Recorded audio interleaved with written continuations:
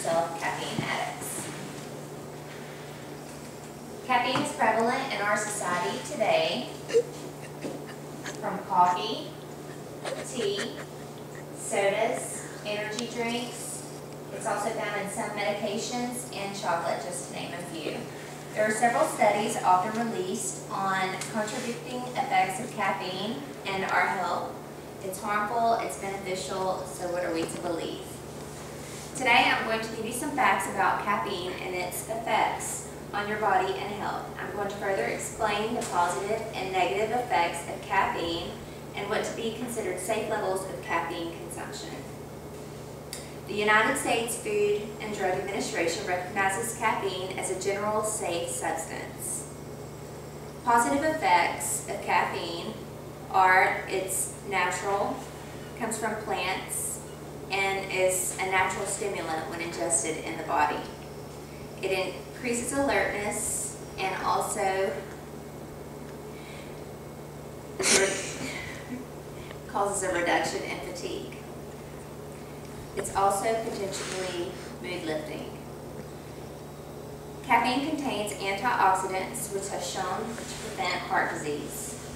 According to a study done by Annals of Internal Medicine, men and women who are regular coffee drinkers are 25% less likely to develop heart disease.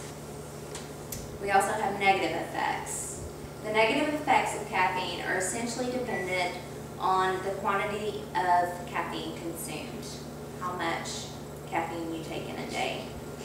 It is addictive, like any other substance. It has withdrawal symptoms, like any other substance.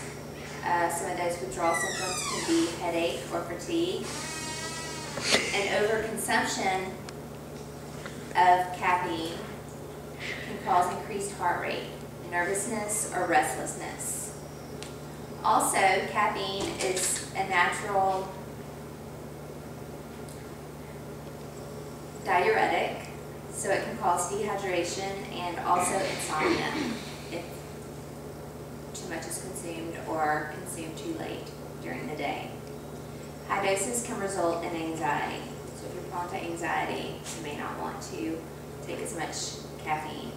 A study conducted by the La Trobe University of Psychological Sciences revealed as few as 5 cups of coffee a day could trigger auditory hallucinations.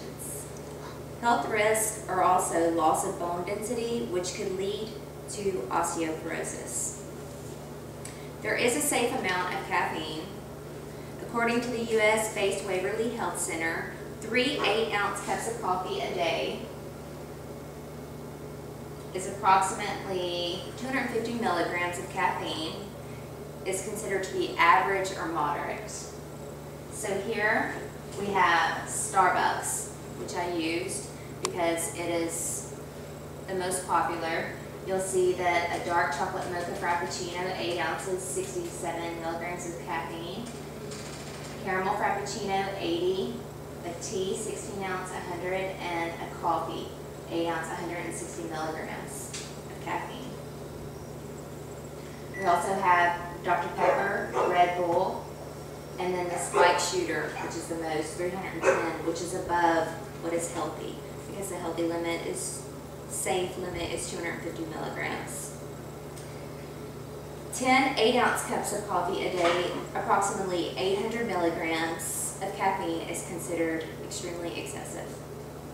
Keep in mind a number of factors, including sex, age, weight, and general health, should be taken into consideration when determining the safe amount of caffeine consumed daily. In conclusion, caffeine can have both positive and negative effects on our health. The most important factor is the amount of caffeine that we consume in a day. The bottom line is moderate ingestion of caffeine, with the exception of individual factors, can actually be safe and beneficial. So the next time you're contemplating that next cup of coffee, you can base your decision on the information I have provided. Do we have any questions about the truth about caffeine? I have a question.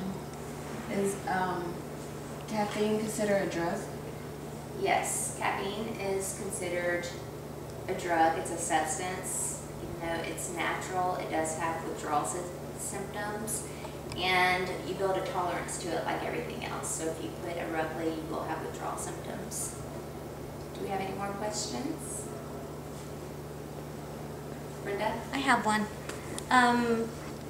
How long does caffeine stay in your body? Caffeine is not stored in your body, but the effects can last up to 6 hours. So you may also want to take that into consideration, your bedtime and your last cup of coffee, to make sure you don't have insomnia. Do we have any more questions?